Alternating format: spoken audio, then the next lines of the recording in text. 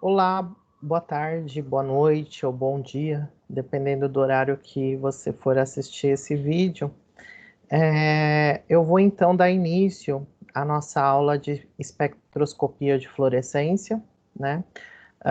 Então hoje a gente basicamente encerra, né, as técnicas de espectroscopia mais comuns, né?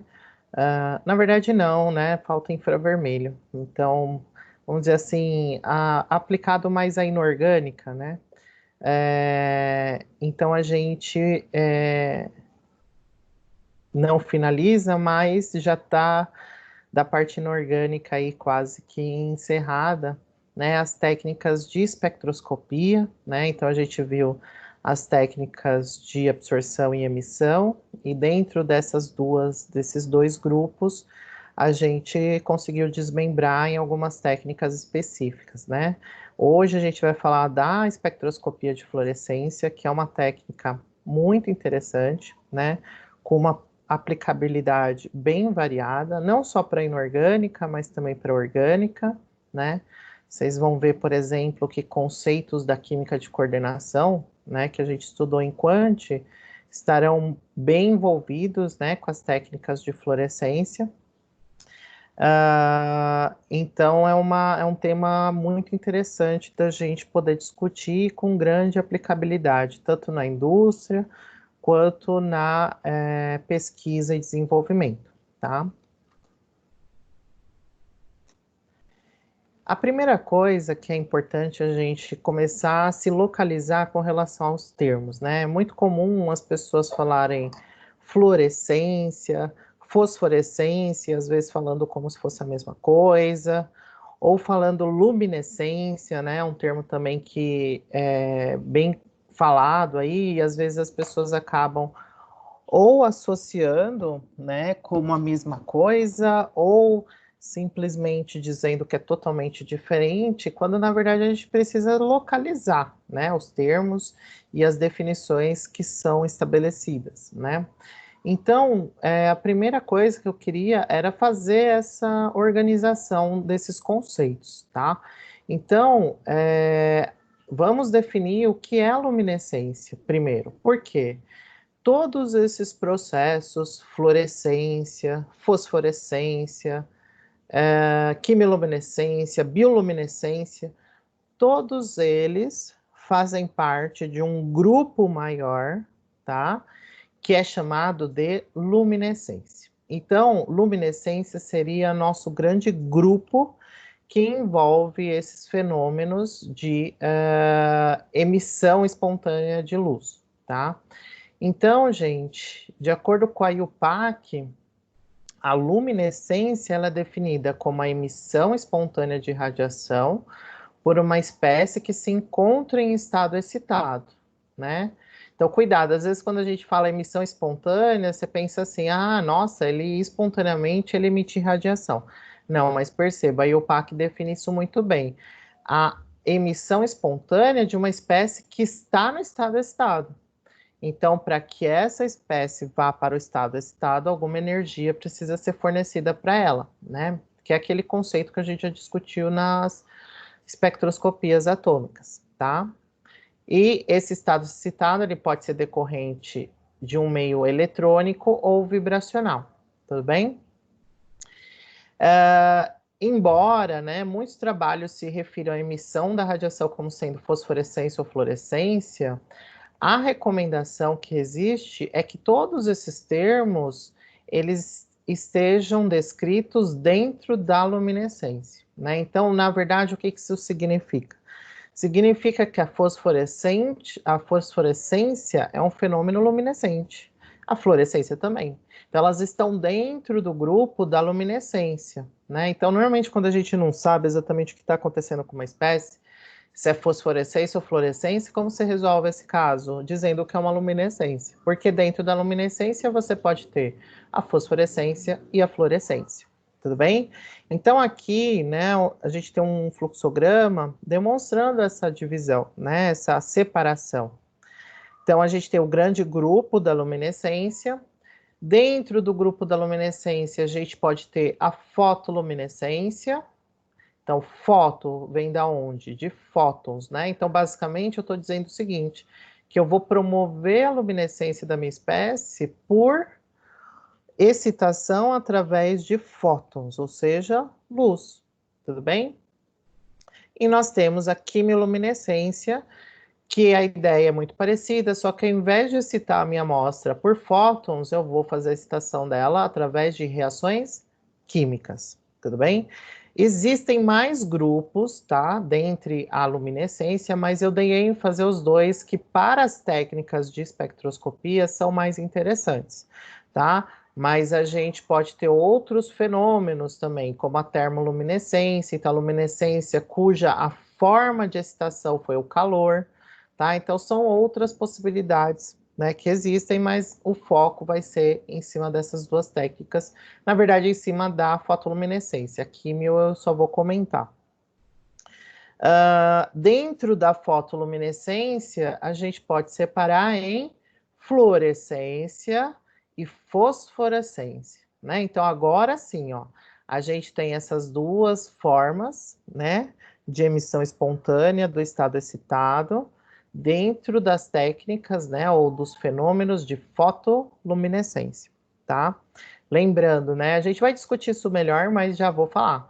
A diferença básica, né, da fluorescência e fosforescência é o tempo desse fenômeno. Então, a fluorescência, normalmente, ela vai acontecer de forma muito rápida. Então, eu vou excitar a minha amostra, né, normalmente no ultravioleta, e assim que eu parar de excitar a amostra, ela já para também de fluorescer. Já a fosforescência, não. Se eu cessar a minha fonte excitadora, a fosforescência ainda permanece por alguns poucos segundos, né? Então, a diferença entre as duas técnicas, né, os dois fenômenos, desculpa, é com relação a esse tempo de decaimento da emissão de luminescência, tá?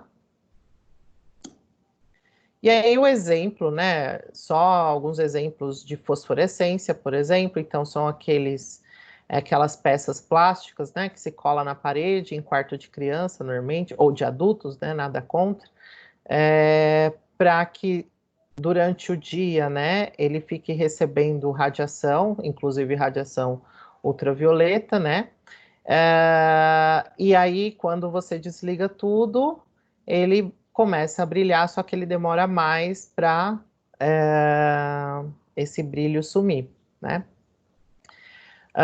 Isso também serve para placas de segurança, né? Por exemplo, teve uma noite que eu fui o último a sair da ETEC e desligaram todas as luzes da escola, sem perceber que eu estava no laboratório. E aí eu só consegui andar direito pelos corredores por causa que eu olhava essas placas, né? Porque elas ficaram iluminadas, né? Mesmo depois que a luz tenha sido apagada, né? Há um tempo maior, né? Então, ela também é muito útil para essas placas de saída de emergência, principalmente no momento em que você está, né, num momento perigoso e está tudo escuro, tá? A gente tem a quimioluminescência, né? A quimioluminescência, gente, o melhor exemplo, e vocês já inclusive viram lá no laboratório, né? O uso do luminol, né? Então aqui a gente tem a reação que acontece do luminol, né? No meio peróxido, quando a gente faz isso no laboratório, né? E o que acontece com a espécie, né? Que no final ela vai fazer o quê? Ela vai emitir luz num determinado comprimento de onda. Percebam, eu não forneci energia na forma de luz para o luminol. Não. Eu simplesmente fiz uma reação com ele, e nesse processo de reação, eu consegui fazer com que o luminol se transformasse no íon aminoftalato, que é um estado excitado do luminol, vamos dizer assim, e que quando ele fosse para o seu estado fundamental, ele liberasse essa energia na forma de luz, né? Isso é representado, né, dessa forma. Percebam, o luminol, ele é muito interessante, porque ele também reage com o sangue, né? Então, o que que acontece? Uma das possibilidades é a aplicação forense do luminol. Você consegue fazer a marcação, por exemplo, do pessoal que normalmente, né, comete crimes ou acidentes, enfim. Não vou entrar nesse mérito, mas que de alguma forma, né, no local, sei lá, esse colchão, por exemplo, ele manchou de sangue, a pessoa vai lá, lava, lava, lava, mas ela não consegue tirar tudo, né? Então, embora a mancha visualmente tenha sumido, ainda existem algumas moléculas, né, dos componentes do sangue que estão aqui ainda. E aí, quando a gente borrifa uma solução de luminol, o luminol reage com essas espécies, e aí, através do uso, né, de mantendo, né, o local escuro, obviamente, a gente consegue visualizar essas colorações, essa luz que é emitida, né? É óbvio que aqui a gente também pode melhorar essa visualização também utilizando luz negra, né, ultravioleta, para aumentar essa emissão, tá? Mas, em tese, ela acontece já com a própria reação, que é o princípio da quimiluminescência. E a fluorescência, né? Aqui eu trouxe um exemplo da aplicação da fluorescência na microscopia, né? Então, vocês que estão fazendo microbiologia, né? Vocês, não sei se já tiveram ou ainda terão a oportunidade de mexer no microscópio, que é, no caso, vocês vão mexer com o microscópio mais simples, mas a gente consegue aplicar a fluorescência nos microscópios, né? Que são os chamados microscópios de fluorescência. E por que que é interessante? Porque muitas espécies, moléculas com funções biológicas possuem fluorescência, né? Ou seja, você consegue excitá-las com ultravioleta e elas vão florescer. Isso é muito comum. Então, a gente aqui é uma imagem de microscopia, foi obtida, né? Na verdade, em 3 comprimentos de onda que foi emitido, né, e foi feito separadamente. Para cada uma dessas espécies, né, que está sendo demonstrada, foi jogada luz no ultravioleta, numa radiação específica. A gente já vai discutir sobre isso. E aí, quando eu jogo uma determinada radiação, alguns compostos dessa célula, por exemplo, que é uma célula tumoral, ela fluoresce azul. Se eu mudo o comprimento de onda de excitação, outras espécies fluorescem verde e outras vermelhas. E aí depois é só colocar uma imagem sobreposta à outra e a gente tem isso aqui como resultado final. Aqui a gente está vendo o processo de divisão, né, de uma célula cancerosa. No caso, o DNA está em azul, né? Então você percebe que a célula já está, né, num processo avançado de separação. Uma proteína, então a proteína verde, e os microtúbulos dessa estrutura, tá, são vermelhos, tá? Então a gente consegue ver as 3 situações. Então a gente consegue localizar na célula, através da fluorescência, onde estão determinados compostos de interesse. Isso para estudo na área de biomedicina, bioquímica, biologia molecular, é algo extremamente interessante, tá? Então, gente, como que é o princípio da luminescência, né? Como que acontece? Eu já mostrei, na verdade, né, essa representação nas aulas anteriores, mas vou retomar, tá? Eu até comentei com vocês que na luminescência eu não ia discutir muito, porque a gente ia ter uma aula específica para isso. É o caso agora. Então, percebam, na luminescência, o que que a gente vai fazer? A gente vai pegar a nossa amostra, a gente vai incidir radiação sobre ela, tudo bem? Só que a gente vai incidir essa radiação num determinado comprimento de onda, e aí o que vai acontecer com essa amostra? Ela vai luminescer, ou seja, ela vai emitir luz para todos os lados, certo? Além dessa luz que ela vai emitir para todos os lados, que normalmente vai ter um comprimento de onda diferente da radiação incidente, a gente já vai entender por quê. A gente também vai ter a própria radiação que passou pela amostra sem ser absorvida, ou seja, é a radiação transmitida. Então, aqui a gente vai ter 2 processos, na verdade, né? Um de absorção e um de emissão. A absorção é da radiação que a gente jogou na amostra, né? Parte dela vai ser absorvida. Mas também tem a emissão, né, de uma radiação de comprimento de onda diferente, normalmente um comprimento de onda maior, né? Que vai ser essa radiação que vai ser de interesse para a gente, na luminescência, tudo bem? E aí, dentro de um diagrama, a gente consegue ver, ó. Então, a gente tem a excitação do elétron, né? Só que esse elétron, ele acaba passando por processos, né, de perda de energia entre níveis excitados, e aí quando essa energia retorna, então a energia restante retorna, ela vai retornar com uma energia diferente daquela que ele recebeu, né? Por que diferente? Porque ele já perdeu alguma coisa aqui, ó, tá? Então, por isso que os comprimentos de onda da excitação e da emissão são diferentes, porque nesse processo de absorver e emitir, existem perdas de energia, né? Se a espécie está perdendo energia nesse processo, é óbvio que a energia que ela vai emitir é diferente da recebida, tudo bem? Isso difere um pouco, né, daquilo que a gente discutiu na questão atômica. Na questão atômica, a gente fala, né, olha, a radiação que a espécie atômica vai receber é a mesma que ele vai emitir. Mas a gente tem que lembrar que o átomo ele é mais simples do ponto de vista de níveis energéticos, né? Porque é uma espécie só. Quando a gente fala em moléculas, que é o caso da luminescência, né?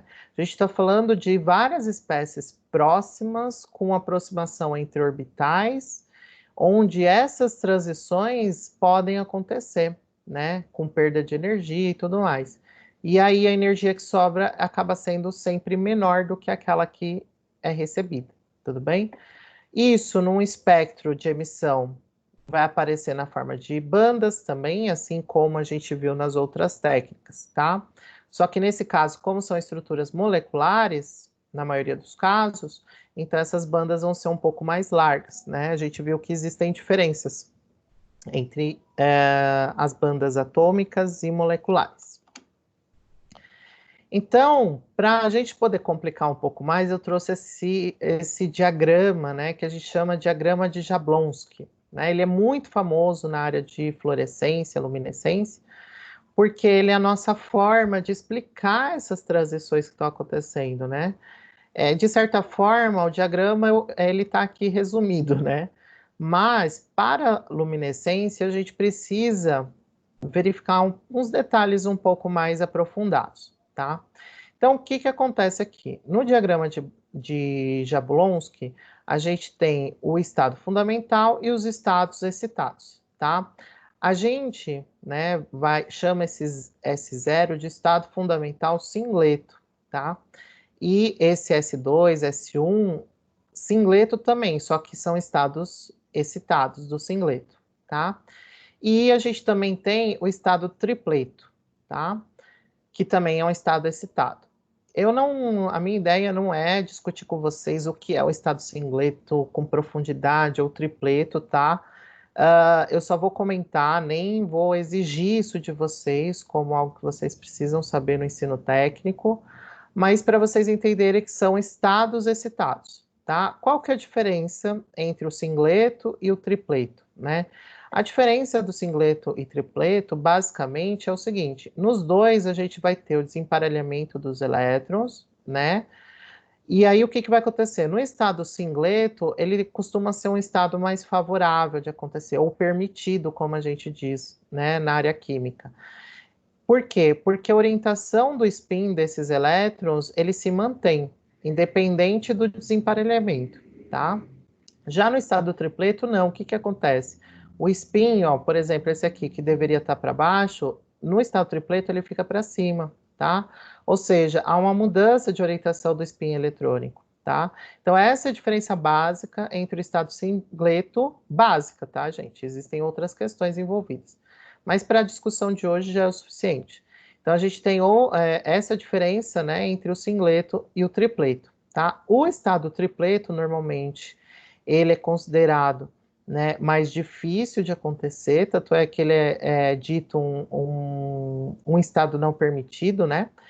Mas ele pode acontecer, tá? Ele é mais difícil, mas ele acontece, e é justamente por conta dessa dificuldade que vai justificar o fenômeno da fosforescência, por exemplo. Então, o que que acontece aqui? A gente vai ter, né, os nossos elétrons que vão ser excitados, aí eles vão pular para os estados singletos excitados, certo? E eles vão pular para diversos níveis. O que que acontece? A gente pode ter nesses processos, né, uma certa perda de energia de um elétron que está pulando de um nível, né, acima, pulando para um nível abaixo, mas que ainda é um nível excitado, que está representada por essas flechinhas vermelhas. O que que elas significam? Elas significam os processos de relaxamento vibracional, ou seja, a espécie está perdendo, né, energia, né, por conta de processos de relaxamento vibracional, né? A gente, quando for estudar infravermelho, a gente vai entender o que que são esses relaxamentos vibracionais. Mas basicamente é por vibração da própria estrutura, né, que vai acontecer. Então ela vai perder essa energia. Só que ela continua, ela se mantém no estado excitado, né? A gente tem que lembrar que no estado excitado a gente tem vários níveis. Além disso, a gente pode ter a chamada conversão interna, ou seja, o elétron pula de um estado singlet para um outro estado singlet, né? Por exemplo, quando a gente tem aproximação de espécies numa molécula, é normal que a gente tenha sobreposições de orbitais, então são processos possíveis, tá? E aí o que que acontece? Pode ter também relaxamento vibracional, certo? Ou seja, a energia que eu forneci para o meu sistema, como ele está sendo parcialmente perdido ainda no estado excitado, quando chegar o momento desse elétron retornar para o estado fundamental, a energia envolvida já não é igual à energia que ele recebeu. Então, houve perda de energia nesse processo. Então, a radiação que vai ser emitida, ela não vai ser igual à absorvida, justamente por conta dessas perdas. E aí é meio óbvio, tá, gente? Se uma espécie recebeu uma quantidade, né, de energia, ela vai ter perda de energia nos níveis excitados, é normal que a energia que vai ser devolvida no retorno ao estado fundamental seja menor, nunca maior, tá? Se a energia vai ser menor, a gente tem que lembrar lá da equação de energia, que energia e comprimento de onda não é proporcional, né? Na verdade, é indiretamente proporcional. Então, o que que acontece? Se eu tiver menos energia, eu vou ter comprimento de onda maior, tá? Então, é isso que acontece normalmente. Então, a gente fornece energia. Ai, desculpa, gente, eu errei o termo. Inversamente proporcional, né? Então, é, a, se ele vai perder se ele vai receber uma quantidade de energia, né? E essa energia vai ser menor, o comprimento de onda vai ser maior, tá? Então, eles são contrários, na verdade. Então, o que que acontece? Nesse processo, normalmente, nós fornecemos energia na região do ultravioleta, que é uma região altamente energética, né? Com comprimentos de onda mais baixos, e a espécie vai devolver, né, essa energia na forma de fluorescência com uma energia menor, portanto, no comprimento de onda maior, que tende a ser no estado ou na região do visível, tudo bem? E aí o que que acontece? Essas transições, elas são muito rápidas, elas acontecem de forma muito rápida porque elas são muito favoráveis de acontecer, né? É por isso que a fluorescência, ela cessa imediatamente quando a gente para de fornecer energia no ultravioleta. Então, se você fornece ultravioleta, ela floresce. Assim que você tira o ultravioleta, ela para de florescer, né? E isso acontece porque todos esses fenômenos acontecem de forma muito rápida, tudo bem? No entanto, o que pode acontecer é que parte dessa energia acabem passando por processos de cruzamento entre sistemas, ou seja, eles acabam modificando do seu estado singleto para o seu estado tripleto, né? Lembrando, né, que a diferença do estado singleto para o tripleto, primeiro, o tripleto normalmente é um estado de menor energia, onde você tem uma mudança da orientação do spin eletrônico, tudo bem? Só que todo esse processo, ele é mais demorado para acontecer. Então, se ele é mais demorado para acontecer, significa que todo o processo de fosforescência também vai levar mais tempo para acontecer.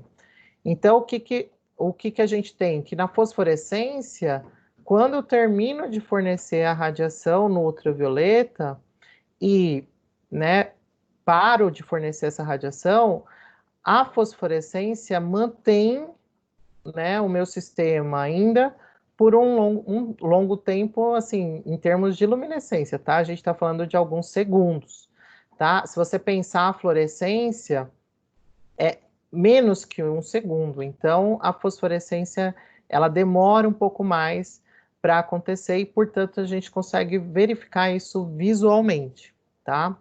Então, gente, basicamente, o diagrama de Jablonski, ele explica, né, esses processos e a diferenciação entre a fluorescência e a fosforescência.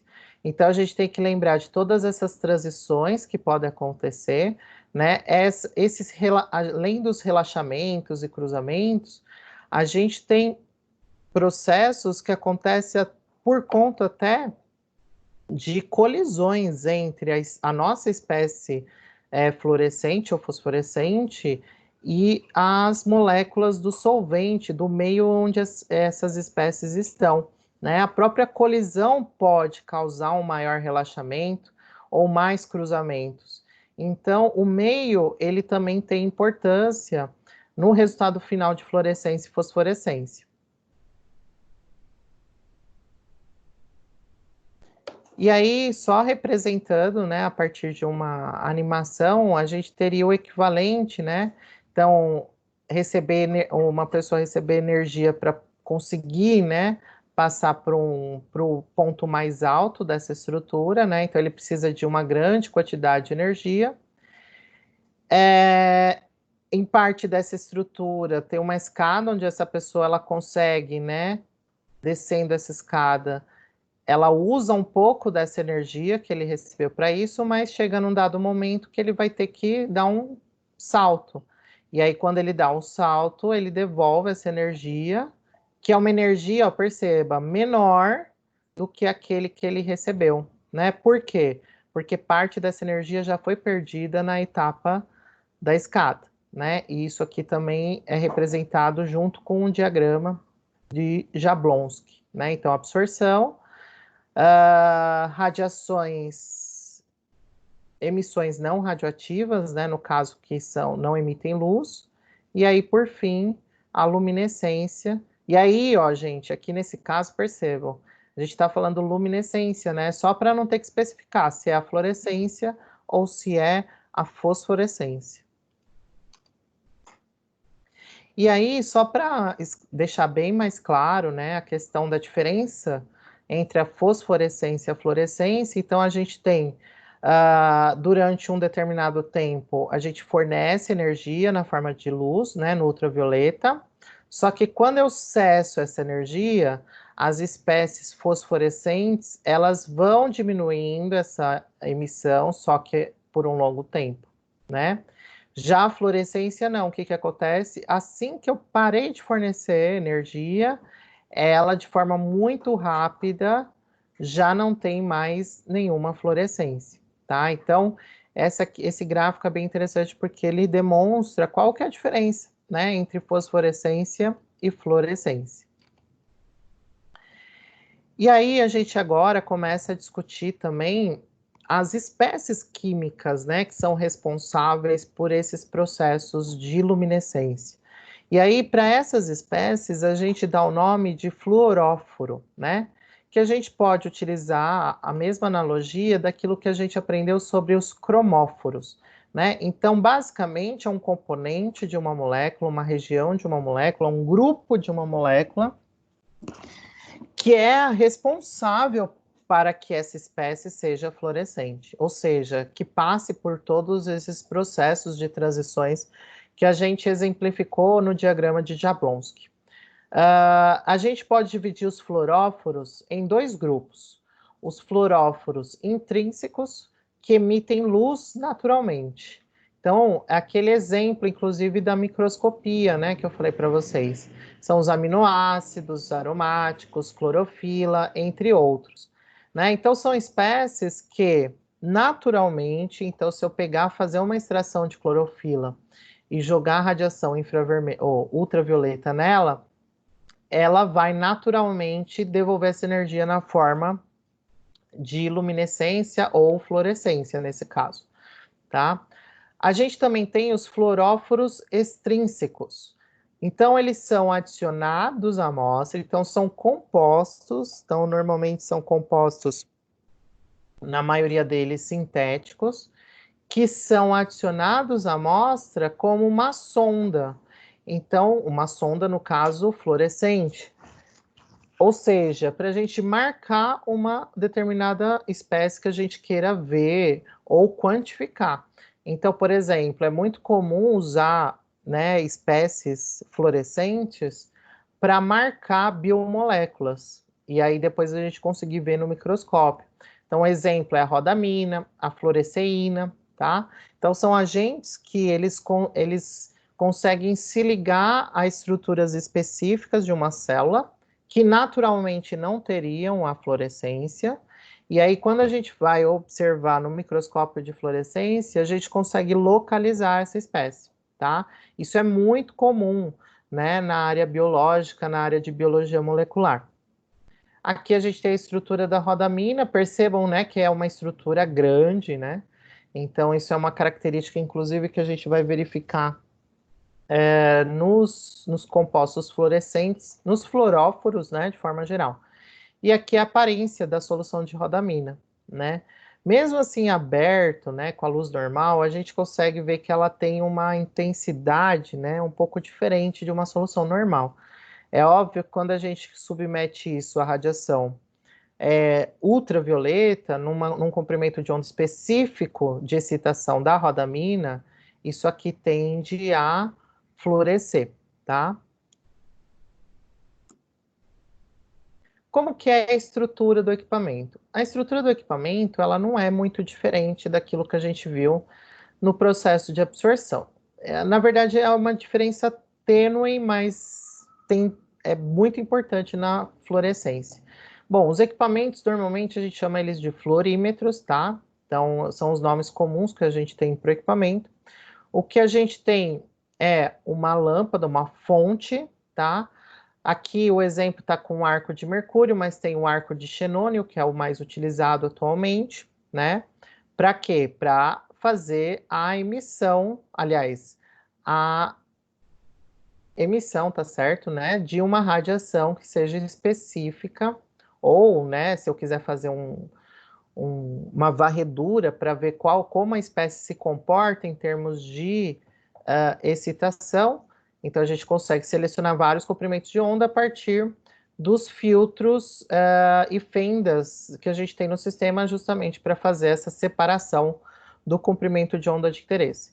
E aqui a gente tem a célula onde vai ser colocada a cubeta, né? A cubeta, gente, eu coloquei a apresentação dela aqui, percebam que ela é diferente da cubeta de absorção molecular tradicional. Porque, normalmente, na cubeta de absorção molecular, a gente só precisa de um lado e o outro lado oposto como os lados, né, lisos, vamos dizer assim, ou seja, onde a radiação vai passar. Por quê? Porque na absorção molecular, eu vou avaliar a radiação que está entrando em relação à que está saindo, só que sempre num ângulo de 180 graus. Então, a radiação vem e passa sem mudar o seu ângulo, tudo bem? Qual que vai ser a diferença agora na fluorescência? Na fluorescência, não adianta eu querer analisar aqui com o detector à frente da célula. Por quê? Porque nesse caso, o detector ele receberia a radiação que não foi absorvida, né, que passou pela amostra sem ser absorvida, e também a radiação da fluorescência. Vocês têm que lembrar que aqui são dois processos acontecendo. É luz que não foi absorvida pela amostra e luz de fluorescência. Imagina o detector recebendo essas duas radiações. Então ele ia ficar bem doido para conseguir processar tantas informações. Então o que que a gente faz para resolver esse problema? Na luminescência, a radiação está sendo emitida para todos os lados. Então, a gente coloca um detector da radiação de fluorescência a 90 graus do meu sistema. Por quê? Porque a 90 graus eu não vou ter essa radiação transmitida, eu só vou ter radiação de fluorescência. Então, para o meu detector processar esse sinal, é muito mais fácil, tá? Por isso que a cubeta da fluorescência precisa ter os 4 lados iguais. Por quê? Porque de um lado vai ser avaliado a radiação de excitação, ou seja, quais foram os comprimentos de onda que a minha espécie precisou absorver para excitar. E do outro lado, a 90 graus, eu vou estar avaliando a radiação que ela emitiu, né? Então, é comum na fluorescência a gente obter sempre dois espectros. Um espectro de excitação ou absorção, porque no fundo é a mesma coisa, tá? E um espectro de emissão, que vai ser a emissão da fluorescência, tá? Para isso a gente precisa ter dois caminhos ópticos, né? Um para avaliar a excitação, o outro para avaliar a emissão. Aqui é a estrutura do equipamento, tá? Um equipamento básico de um fluorímetro. Perceba que ele não é muito diferente. Ele é um pouco maior do que um espectrofotômetro normal de absorção molecular. E ele também tem uma região para colocar cubeta, então é muito parecido com um espectrofotômetro de absorção molecular, tá? E aqui os espectros que a gente obtém, né? Então, como eu comentei com vocês, são dois espectros que a gente consegue obter, né? Um de excitação ou absorção, que é esse em azul, por exemplo, tá? No caso do perileno, e um de emissão, tudo bem? Percebam que eles são muito parecidos, né? Eles são muito parecidos. Ó, outro exemplo, o quinino, né? Que a gente vai discutir um pouco mais depois à frente. Então, a gente tem o espectro de absorção e o espectro de emissão. Ou seja, percebam, né? Essa espécie aqui, ó, o quinino, ele absorve em torno de 350, né? O máximo de absorção dele. Ele precisa absorver, né, esse comprimento de onda para poder emitir em 470, mais ou menos, né? Então, na fluorescência, a gente sempre vai trabalhar com dois conceitos: a radiação, né, o comprimento de onda para eu excitar a amostra e o comprimento de onda para eu emitir, né? Então, no próprio equipamento, a gente vai precisar definir isso. Se eu quero obter o espectro de emissão, então o que eu vou fazer? Eu preciso dizer para o equipamento qual vai ser o comprimento de onda que essa espécie excita. Para isso, eu ou busco na literatura para saber, né, onde a minha espécie tem o máximo de absorção, ou antes da análise de emissão, eu faço uma análise de absorção, que seria o tradicional, aquilo que a gente já conhece da absorção molecular. Então, eu jogo radiação na minha espécie e vejo onde ela absorve, né? Então, esse conceito aqui vocês já viram bastante, né? O de absorção. Definido onde ele absorve, aí a gente vai dizer para o equipamento, ó, equipamento, eu preciso que você agora jogue na minha amostra a radiação do 350 nanômetros. Por quê? É nesse comprimento de onda que a gente consegue obter o máximo de fluorescência da nossa espécie. E aí a gente faz toda a nossa análise a partir da sua fluorescência, né? Então percebam, gente, é uma técnica interessante. Pode ficar um questionamento seguinte, né? Bom, se eu posso analisar uma espécie por absorção, para que eu vou analisar a fluorescência dele? Percebam, a absorção, ele é um fenômeno que vai acontecer com diversas espécies. E se você tiver uma mistura, né, por exemplo aqui, com quinino e outras coisas, pode ser que seu espectro de absorção não fique tão bem definido. Por quê? Porque essas outras espécies podem absorver radiação nessa mesma região. E é comum, na verdade, que isso aconteça, certo? Já a fluorescência, ela não é, né, tão comum a todas as espécies. Então, o que acontece? Se eu tiver o quinino num meio cheio de outras espécies, pode ser que só o quinino floresça. Então, o que eu faço? Ao invés de fazer a minha análise toda por absorção, eu faço pela fluorescência. Por quê? A fluorescência, ela não acontece para todas as espécies, ela é uma técnica extremamente sensível. Existem casos, né, descritos na literatura, onde um equipamento consegue detectar a fluorescência da presença de uma molécula no meio, né, num determinado volume, né? Então isso é uma sensibilidade enorme que a gente não encontra para os processos de absorção. Então, na fluorescência, o grande lance de se fazer o espectro de absorção é mais para a gente descobrir qual é o comprimento de onda de excitação da nossa espécie fluorescente, tudo bem? Então, é importante que a gente deixe isso claro. E não sei se vocês devem ter percebido, os espectros, né, que a gente discutiu no slide anterior, os de emissão e de absorção, eles são muito parecidos, né?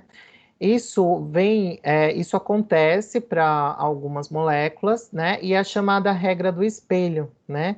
E essa regra diz exatamente o seguinte, que o espectro de absorção tende a ser, né, parecido com o espectro de emissão. Então, aqui a gente tem um exemplo, né? Então, nesse exemplo, percebam, esse pico aqui que aparece na absorção é o responsável por esse pico na emissão. Esse aqui, verdinho, é o responsável pela emissão desse, e assim por diante. Então, eles são espelhos um do outro, tá?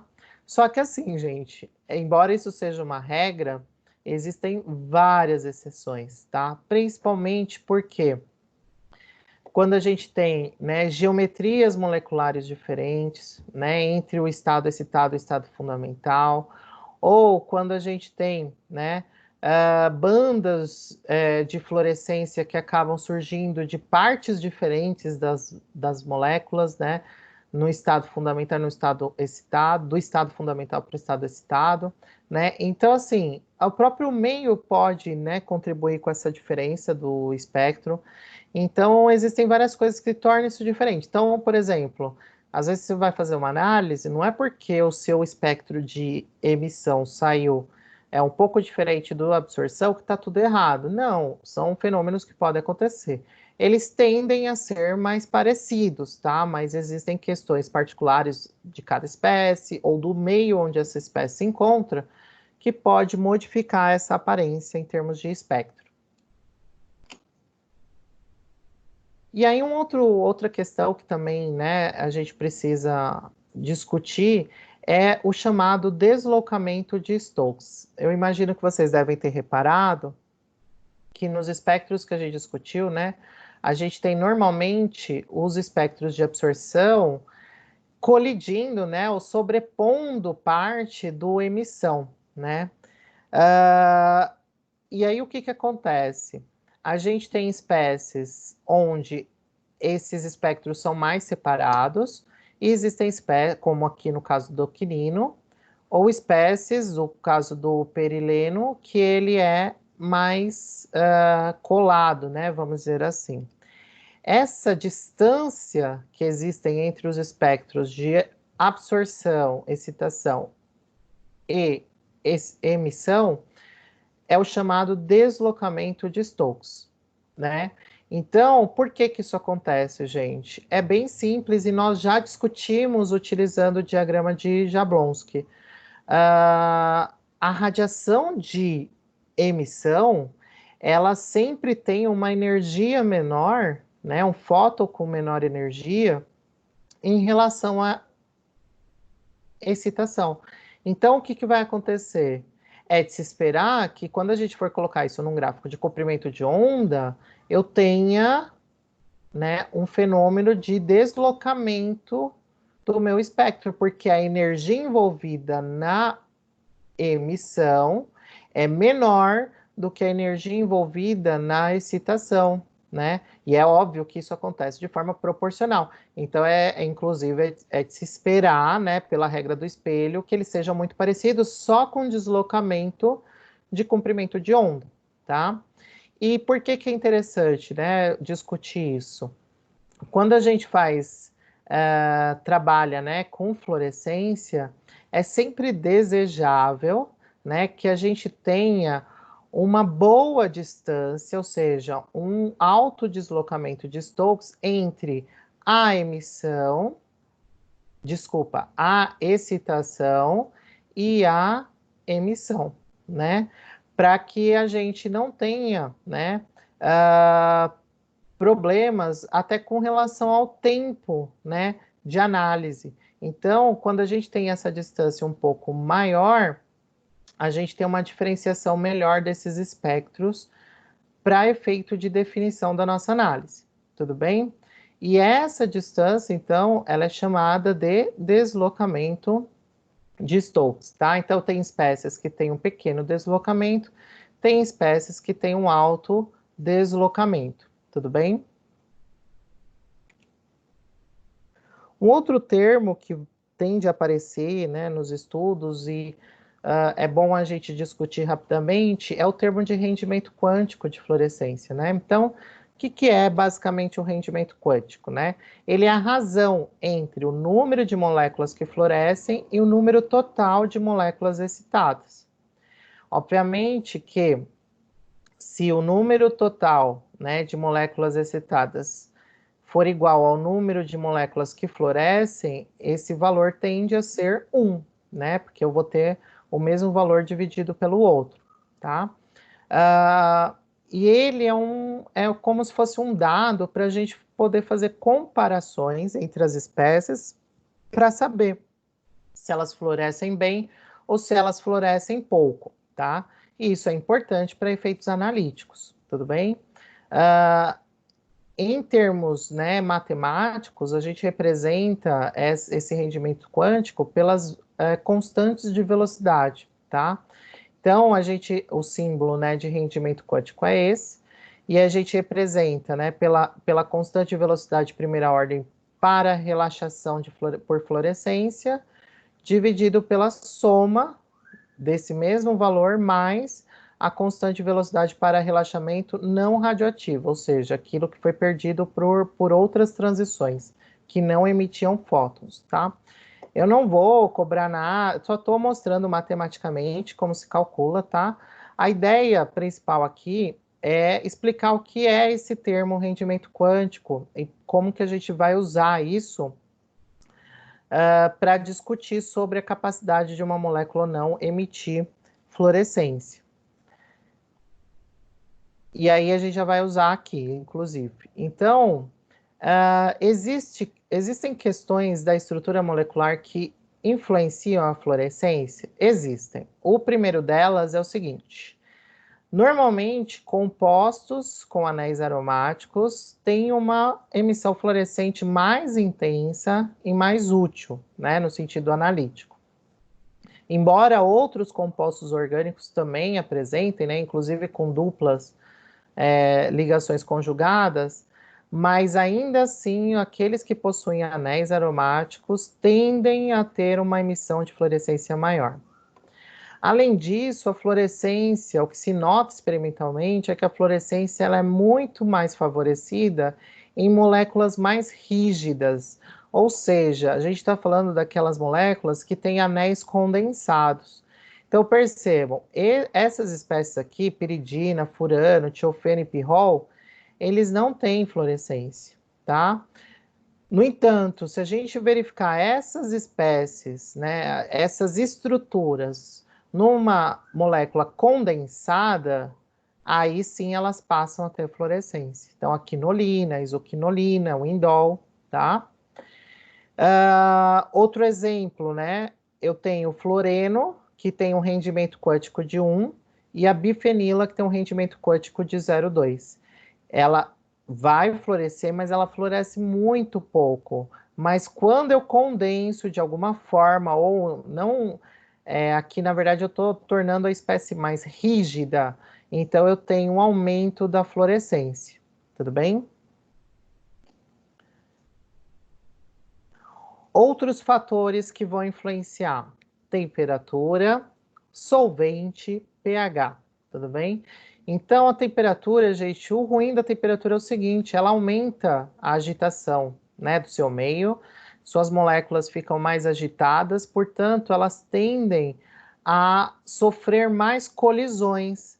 Nisso que elas sofrem mais colisões, há uma maior probabilidade de acontecer aqueles fenômenos de relaxação que eu demonstrei no diagrama de Jablonski. Nesse caso, vai ser uma relaxação colisional, ou seja, decorrente de uma colisão.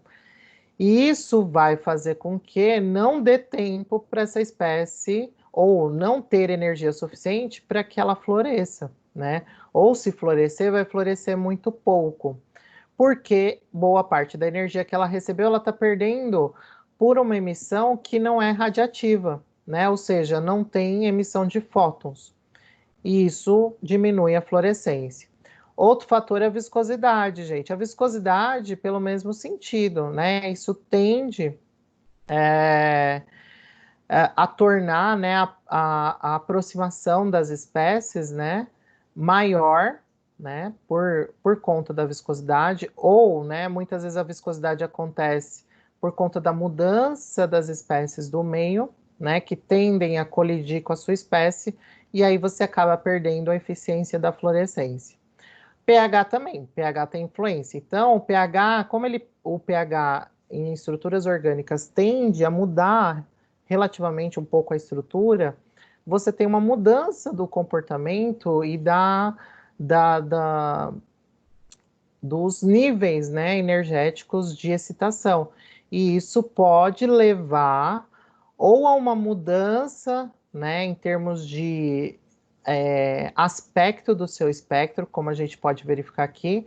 Então, uma espécie, ó, ela, se eu for mudando o pH, a gente percebe que ela muda o seu espectro, porque as transições que estão acontecendo são um pouco diferentes, tudo bem?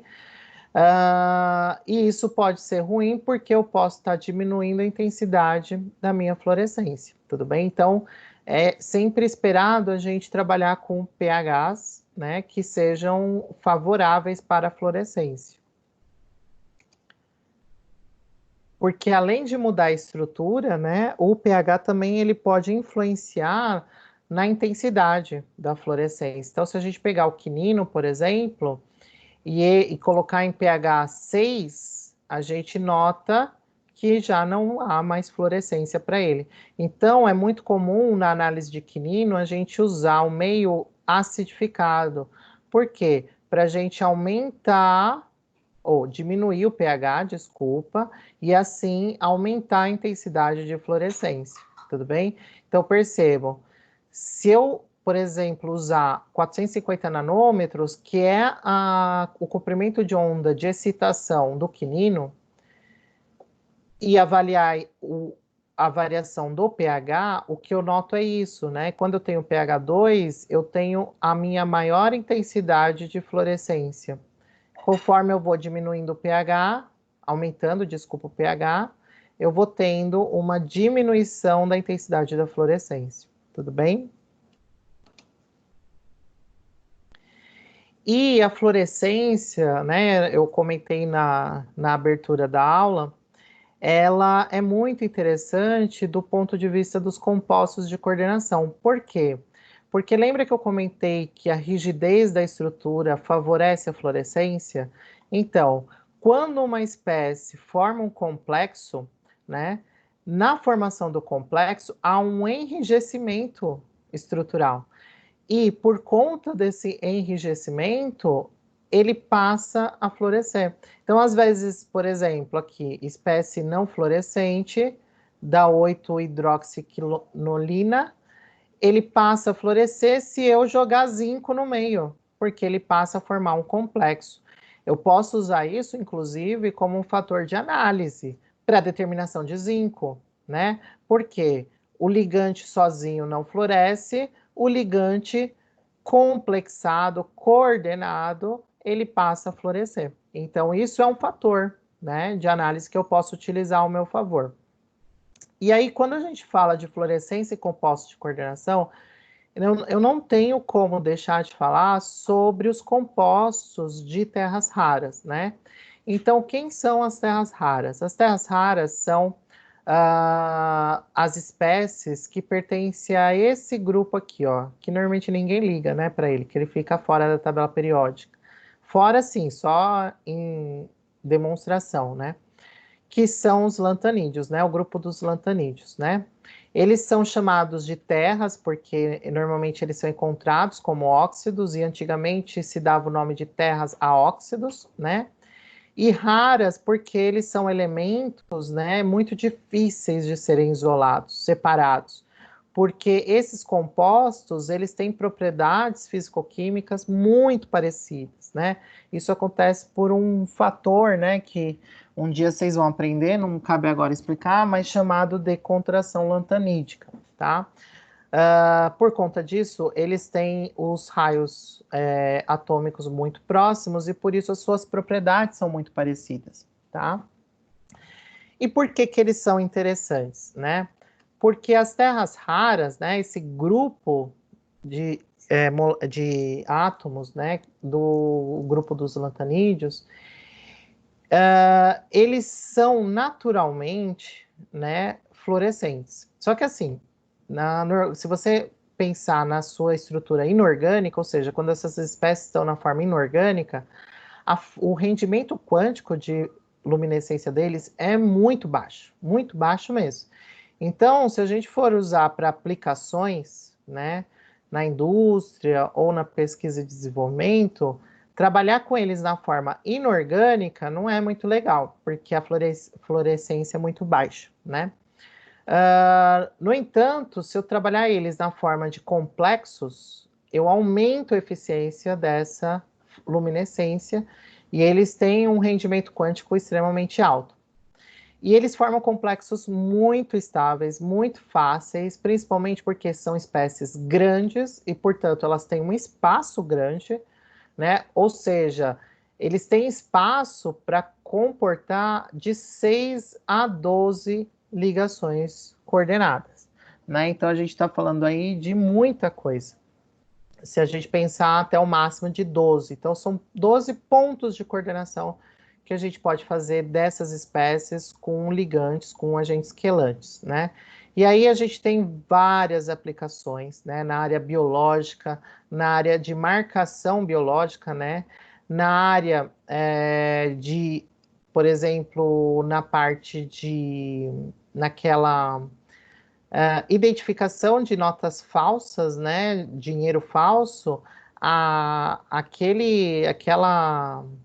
aquelas partes que costumam florescer, né? Normalmente são usados complexos de terras raras, tá? Porque você pode, inclusive, trabalhar com diferentes cores, né, de fluorescência. Então, isso é bem interessante, né? Na área de LED, por exemplo, é muito utilizado, né, compostos de terra rara. Então, eles têm uma aplicação muito boa, né? Quem está mais por dentro das notícias sabe, né, que já existe uma guerra comercial, né, entre Estados Unidos e China por conta do domínio da tecnologia de terras raras, porque cada vez mais vem se descobrindo novas aplicações e aplicações na área tecnológica que são muito interessantes, tá? E por que que é legal trabalhar, né, com os lantanídeos ou terras raras? Primeiro, né, na questão da espectroscopia, eles são muito interessantes porque eles têm um deslocamento de Stokes muito alto. Então, percebam, a excitação, né, acontece também no ultravioleta, e a gente vai ter a emissão acontecendo só lá na frente, no visível, né? E isso é muito interessante. Eu tenho diferentes comprimentos de ondas para diferentes lantanídeos, então eu posso ter uma diversidade maior das cores que eu vou querer trabalhar, tá? Porque cada espécie vai emitir em comprimentos diferentes, né? Um longo tempo de decaimento, ou seja, a fluorescência desses compostos tende a ser um pouco maior do que o normal, né? Então, isso acontece, né, para, né, grande maioria. O európeo é o que tem um pouco mais, né? Então, a gente percebe aqui que o tempo de decaimento ele é um pouco longo. Ele ainda está dentro do grupo dos fluorescentes, tá? Ele ainda é rápido, né, no sentido de luminescência. Mas dentre o grupo dos fluorescentes, ele é o que leva mais tempo. Então, isso é extremamente importante, dependendo daquilo que eu quero aplicar o meu fluoróforo. E aí vem aquela questão, né? Eu comentei que as terras raras, na sua forma inorgânica, eles não florescem muito bem. Já se eu coloco eles num complexo, aí a luminescência é muito mais evidente. Então, gente, isso acontece por conta de um efeito que nós chamamos de efeito antena, né? Então, no efeito antena, o que que acontece? A gente coloca a nossa terra rara e complexa ele com um ligante orgânico, um quelante, tudo bem? O que vai acontecer é que alguns quelantes, eles absorvem radiação do ultravioleta muito bem. E aí o que que acontece? Como eles estão ligados agora a um composto terra rara, eles recebem essa energia e transferem de forma muito mais eficiente essa energia para o centro metálico. Ou seja, a terra rara agora está recebendo uma quantidade de energia muito grande. Então, quando eu falava que a terra rara na forma inorgânica não floresce muito bem, é porque ele não consegue absorver com eficiência a radiação que ele recebe.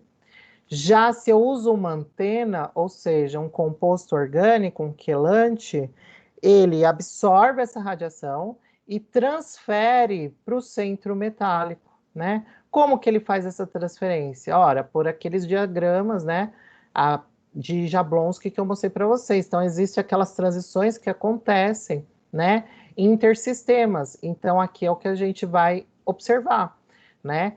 E se vocês repararem, a espécie orgânica está funcionando como uma antena, né? Ele capta o sinal e transfere para o centro metálico. Obviamente, essa espécie que está recebendo essa energia vai devolver, e aí ela vai devolver naquilo que ela faz de melhor, que é através da fluorescência. Tudo bem? Então, esse é um princípio muito interessante para aumentar a eficiência, né, o rendimento quântico de fluorescência dos íons terras raras. E aí eu trouxe um exemplo para vocês, né, de uma aplicação, por exemplo, na análise de suspensão de nanopartículas, né? Então, aqui dentro das cubetas tem suspensões, né? Então a gente está falando de partículas sólidas, nesse caso, né?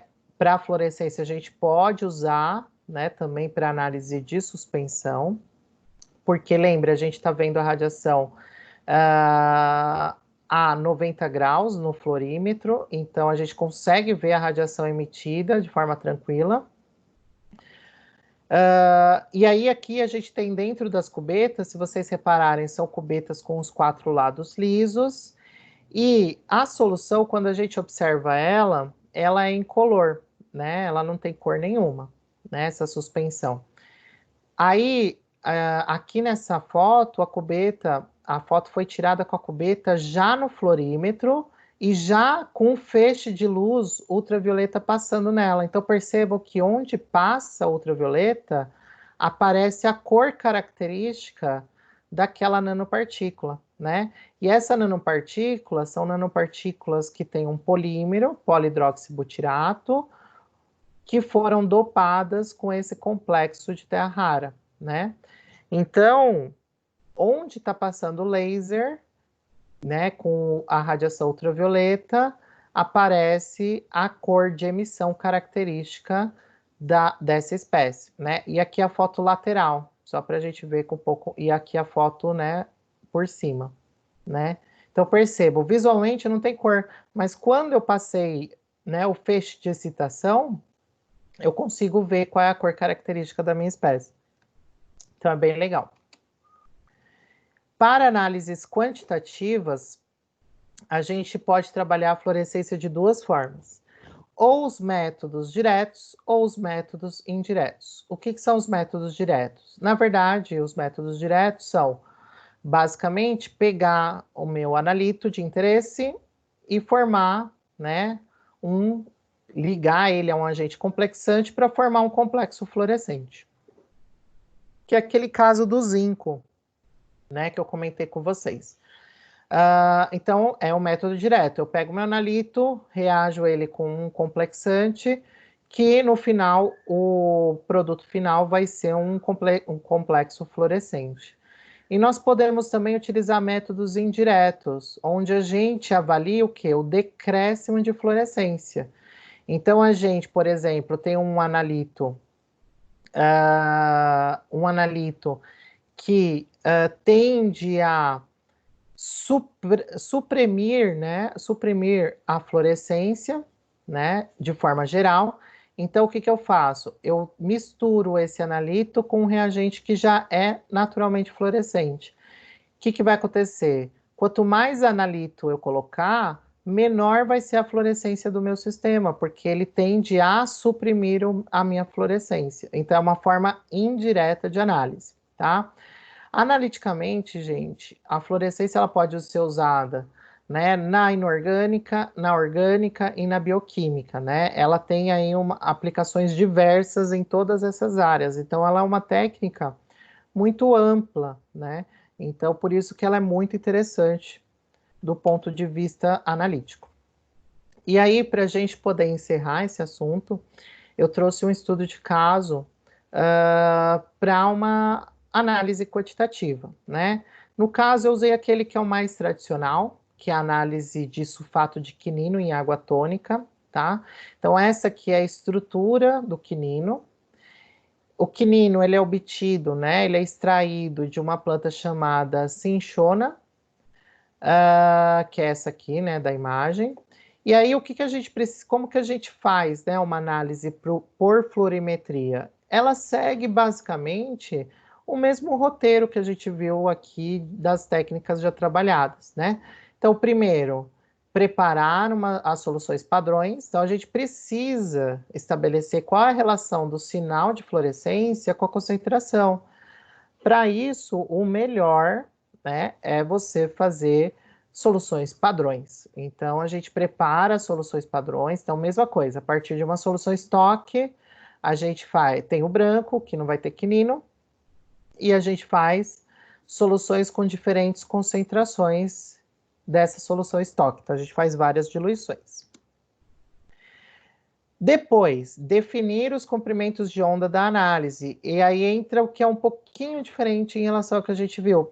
Porque aqui a gente vai precisar descobrir qual é o comprimento de onda de excitação do quinino. Então, é muito comum, o que que a gente faz? Pega uma das nossas soluções padrões e faz o espectro de absorção, ou excitação, que é esse roxo aqui, ó, tá? Então, o que que a gente nota? Que ele tem um entorno de 347 nanômetros, tudo bem? Então, a partir daí, agora sim a gente pode fazer as nossas análises, porque a gente vai dizer para o equipamento para ele manter fixo a análise em 347 nanômetros. Por quê? Porque daí eu vou conseguir montar o meu espectro de emissão, tá? Ou espectro de fluorescência do quinino. E aí é o que a gente vai fazer. Então, a gente pega todas as soluções, padrões e amostra, e já vai ler direto aonde? No 347, tudo bem? Eu também já posso definir onde eu quero que ele recolha o meu resultado em termos de comprimento de onda de emissão. Então, em vez de fazer o espectro de emissão para todos os padrões, eu já posso pedir para o equipamento fazer a leitura só naquele que eu sei que é o maior comprimento de onda, né, de maior emissão, tudo bem? E aí, fazendo análise, nessas condições, eu tenho aqui os resultados apresentados. Depois, a gente vai, com os dados dos padrões só, montar a curva de calibração, tudo bem? Igual às outras técnicas. Eu vou obter a equação da reta e o R ao quadrado.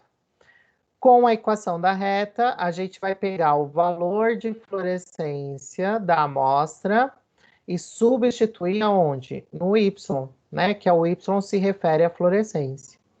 Substituindo, eu vou chegar nesse valor aqui de 0,285 miligramas por litro. Só que tem um detalhe.